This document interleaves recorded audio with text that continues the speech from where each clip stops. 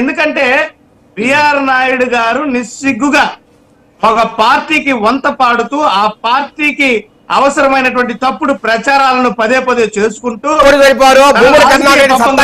పదవులు పొందినటువంటి ఒక ఎస్టీడీ బూత్ పెట్టుకొని రాజు గారు ఒక ఎస్టీడీ బూత్ పెట్టుకొని పోలీసుల దగ్గర చెప్పు దెబ్బలు తిన్నప్పుడు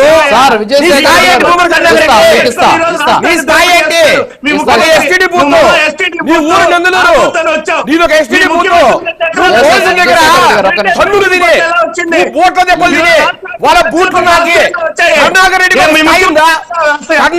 స్థాయి ఉందా అని ఆయన పోటీ సరిపోయట.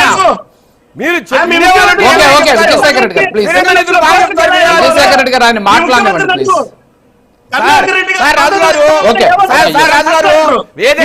విజయశేఖర్ రెడ్డి గారు ఆగండి, నాకు తెలుసు.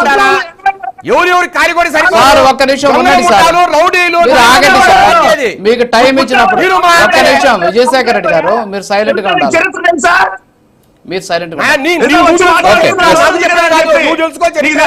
ఓకే ఓకే సార్ ఒక్క నిమిషం. నేను తిరుపతి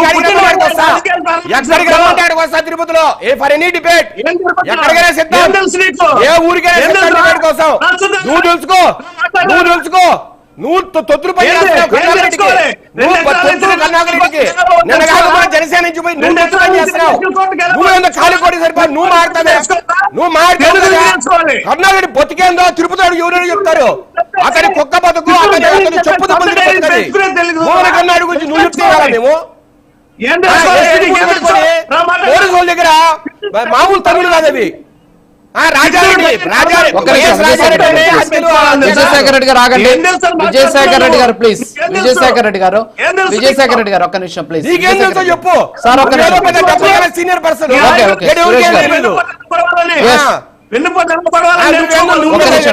సీనియర్ పర్సన్ విజయశేఖర్ రెడ్డి గారు నా వాయిస్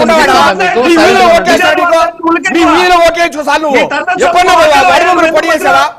నువ్వేందో పెద్ద నువ్వు నీ భూమర కరుణాకర్ రెడ్డి ఒక్క నిమిషం ప్లీజ్. ఏమండి ప్లీజ్, ఏమండి ప్లీజ్ ప్లీజ్. సురేష్ గారు నిజాలు మాట్లాడుతూ ఉలికెందుకు అతనికి? ఎవరు నిజారా? ఎవరు నిజాలు మాట్లాడతారు? సార్ రాజు గారు ఇది న్యాయం కాదు. ఉండండి సార్, మీకు టైం ఇస్తాను, మీ టైంలో మీరు మాట్లాడుదురు. ఒక్క నిమిషం విజయశేఖర్ రెడ్డి గారు ఆయన మాట్లాడండి, మీరు మధ్యలో అడ్డుకోకూడదు.